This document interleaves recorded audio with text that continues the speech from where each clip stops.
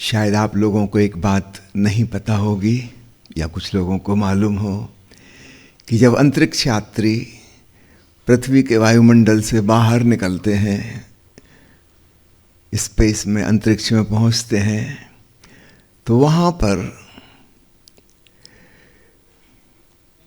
सूरज दिखाई देता है चमकता हुआ एक स्पॉट, लेकिन उसके अलावा सब तरफ अंधेरा होता है। घनी से घनी रात में जितना अंधेरा हम यहाँ देखते हैं उससे भी ज़्यादा पूरे अंतरिक्ष में चमकती हुई चीज़ें दिखाई देंगी। सूरज चमक रहा है, चांद चमक रहा है, तारे चमक रहे हैं, लेकिन बाकी पूरा अंधेरा, क्योंकि प्रकाश की किरण स्वयं अदृश्य है।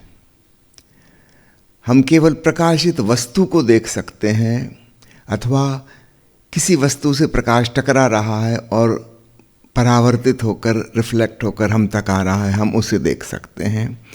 जैसे सूरज स्वयं प्रकाशित है, किंतु चांद सूरज की रोशनी के लिए दर्पण का काम करता है, उसको परावर्तित करके हम तक भेजता है, इसलिए चांद दिखाई देता है। तो प्रकाशित वस्तु दिख सकती है जो स्वयं प्रकाशित हो, अथवा किसी अन्य के प्रकाश में जो चमक रही हो वह दिखाई देगी। प्रकाश स्वयं नहीं दिखाई देता।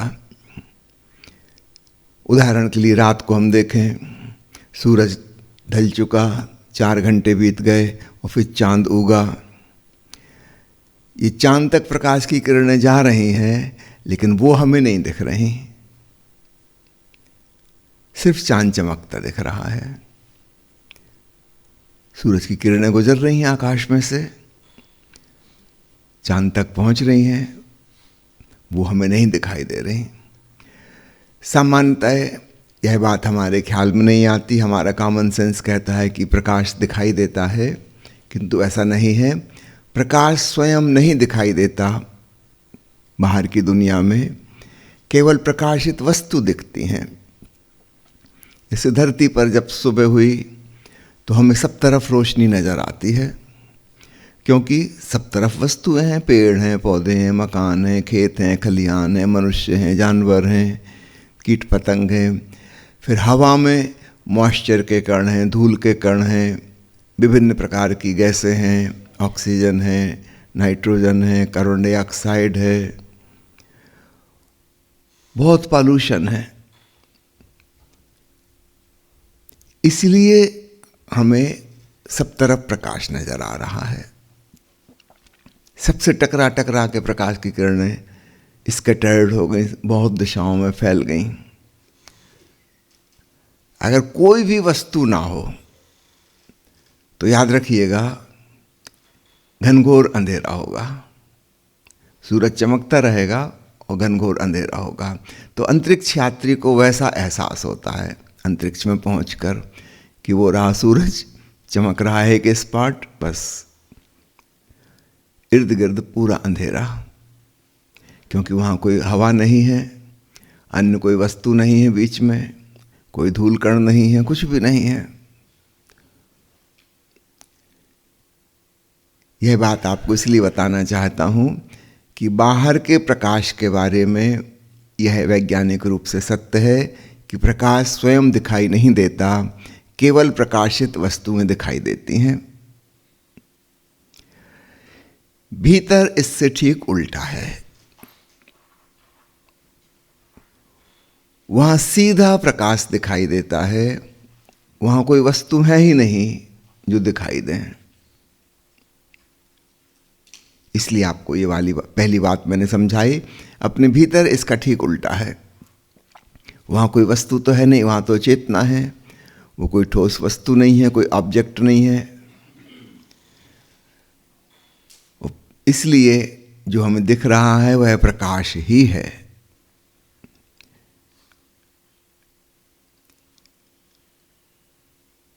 Let me explain in English also. When a person goes on traveling in a rocket, reaches beyond the atmosphere of the earth, then that person, that astronaut, can see sun, moon, stars, galaxies, everything, but all around them there is great darkness. Nothing is shining. Yes, the sun is shining because it has its own light. The moon is shining, it is reflecting the light of sun. It does not have its own light, but it's working as a mirror. We can see only either the source of the light or anything which is reflecting the light. We cannot see the light rays directly. Light itself is invisible. Now, this is a well-known fact in the physics. Light is invisible. We can see only lighted things, some objects. Now, just opposite of this is true inside. There are no objects, and we see the light itself. So this is different than the outer light. It is visible itself. It's not making other things shine. It's not getting reflected. It is there and we can see it.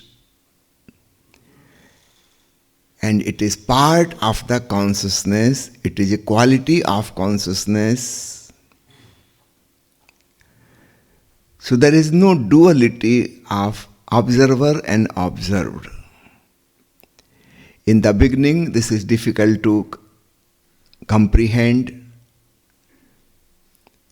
We are in the habit of dividing things into somebody is speaking and somebody is listening, two persons. Something is there and we can see it. The observer is different than the object of observation. So we have this habit, and of course it is true in the outer world. But when we go in, going in means there is nobody else but you. That's the meaning of inside. Nobody from outside can enter in that inner space. It's purely your space. You are there, nothing else. So when you see light, because of old habit, you will divide it and you will think, I am the seer, I am the watcher, and I am watching the light. But this is not the fact. You are the light and you are observing yourself.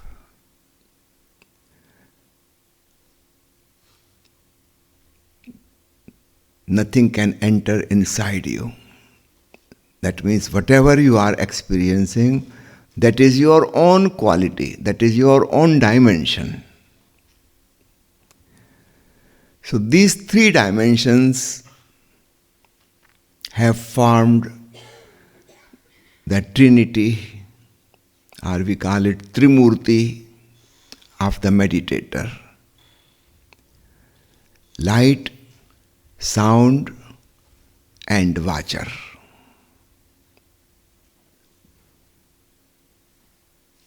You may have seen the Trimurti of Brahma, Vishnu, Mahesh. The body is one, but the faces are three in three directions. That is very much symbolic. The inside, the reality is one,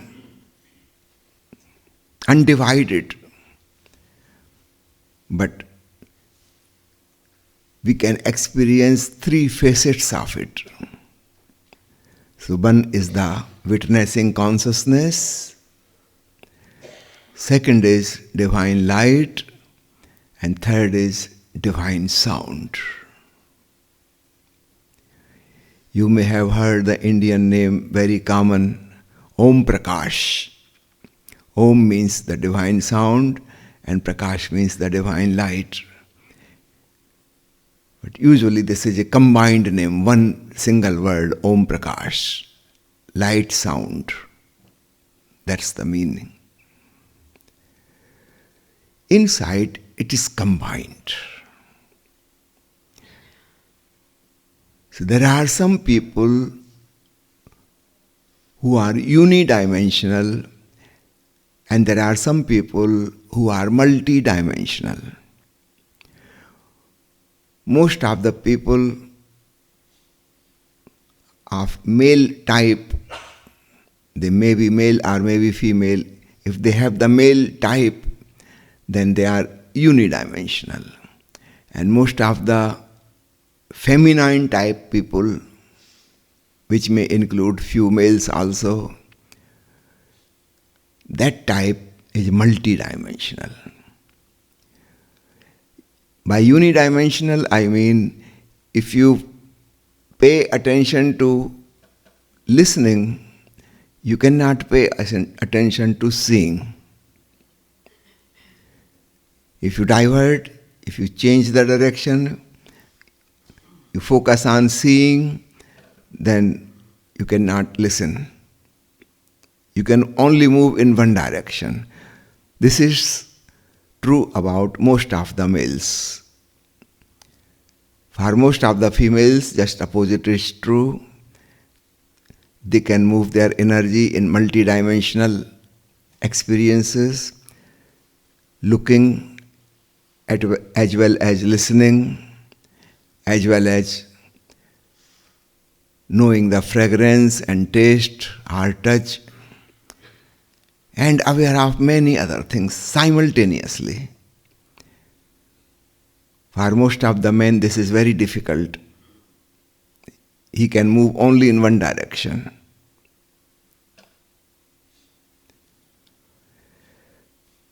The same thing happens inside. Some people can experience only one thing at a time.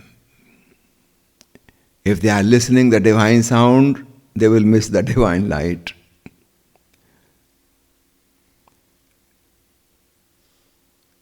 If they pay attention to divine light, then the inner music disappears. But there are some people who can enjoy both simultaneously.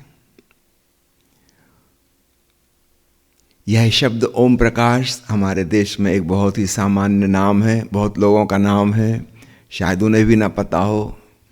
हमारे भीतर ओम की ध्वनि और दिव्य प्रकाश एक साथ मौजूद हैं। ये दोनों ही साक्षी के गुण हैं।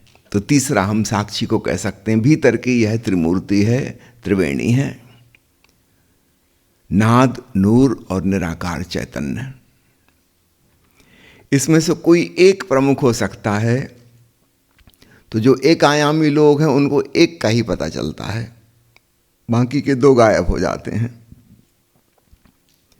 जो लोग बहुआयामी वृत्ति के हैं बाहर की दुनिया में भी, उनको एक से अधिक आयाम एक साथ पता चल सकते हैं।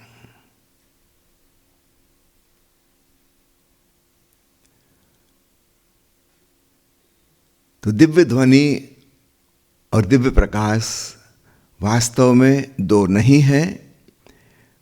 वो जो मल्टी डायमेंशनल टाइप है उनके लिए एक ही हैं।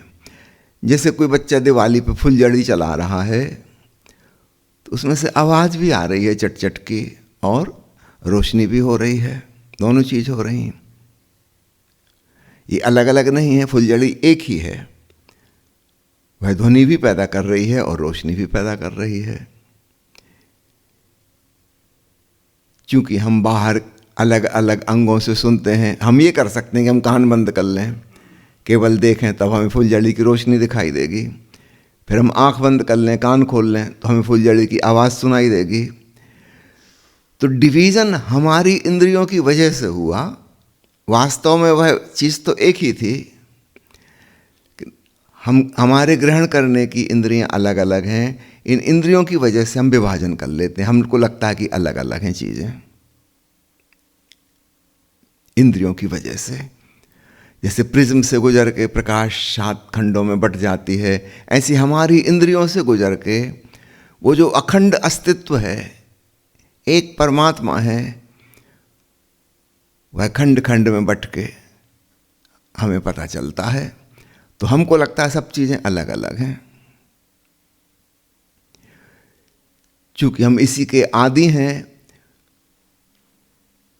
बांट के देखने के, बांट के सुनने के।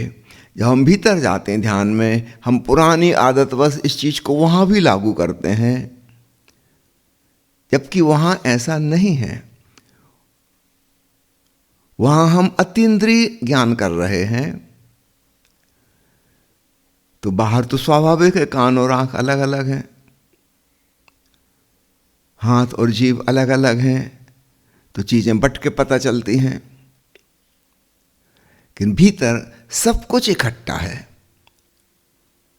और एक निराकार चैतन्य को ही पता चल रहा है, बिना किसी इंद्रिय के माध्यम से।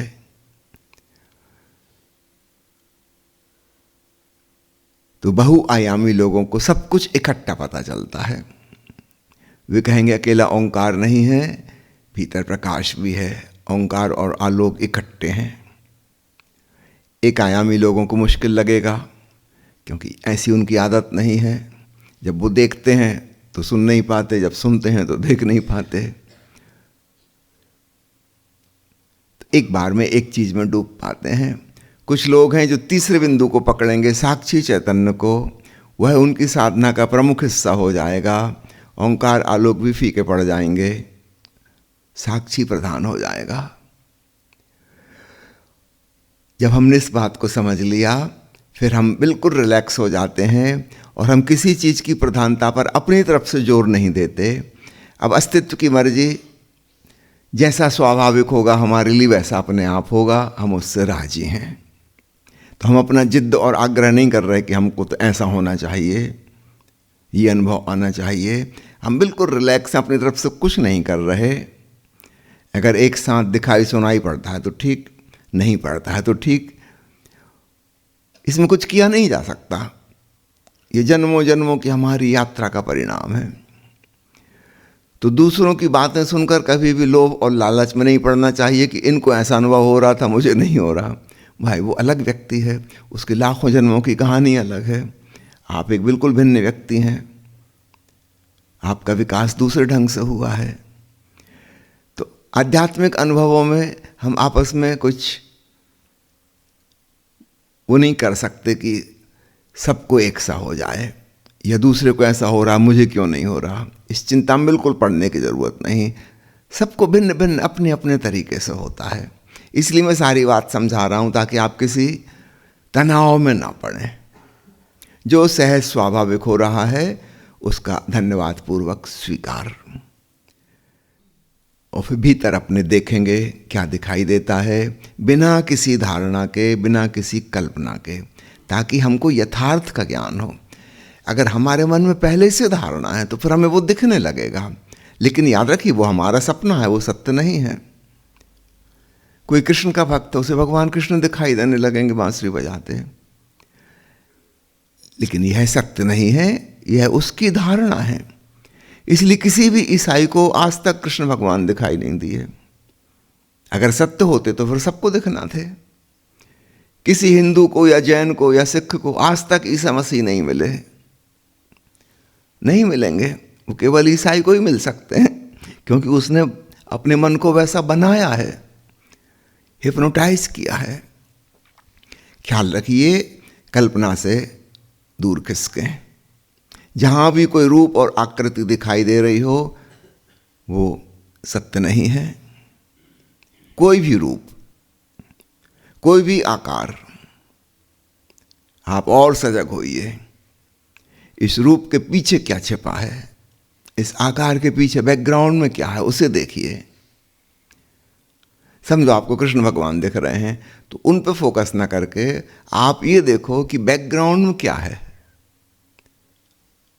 कृष्ण भगवान के पीछे कुछ तो बैकग्राउंड होगा ना। उस पे ध्यान दीजिए। कृष्ण की मूर्ति धीरे धीरे फेड आउट हो जाएगी, विदा हो जाएगी। तो कोई भी रूप आकृति नजर आए, उसके पीछे और क्या है, तब हमें एक विराट पर्दे जैसा, रात्रि के आकाश जैसा नजर आएगा, जिस पे कोई आकृति नहीं, कुछ भी नहीं, और वह सदा स्थिर है, वह बदलती नहीं। आकृतियां तो बदलेंगी। कृष्ण भगवान अगर आए हैं तो पक्का समझिए चले भी जाएंगे। कोई और रूप आ गया, वो चला जाएगा। लेकिन जब हम उस पीछे वाले आकाश जैसे पर्दे का ख्याल करेंगे, तो हम पाएंगे कि वह शाश्वत और सनातन है, ना वो कहीं से आया, ना वो कहीं जाता। जैसे बाहर के उपमा अगर हम समझें कि बादल आते हैं और जाते हैं, बादल भिन्न भिन्न रूप लेते हैं, फिर हवा आती है, फिर गायब हो जाते हैं। लेकिन जो आकाश है वो ना तो कहीं से आता ना कहीं जाता, वो बस है। तो भीतर जो भी रूप, कल्पनाएं, स्मृतियां आए, वो बादल जैसी, उन पे ज़्यादा ध्यान देने की ज़रूरत नहीं, वो स्वयं विदा हो जाएंगी। आपका ध्यान तो उस आकाश पे लगा रहे जो न आता न जाता।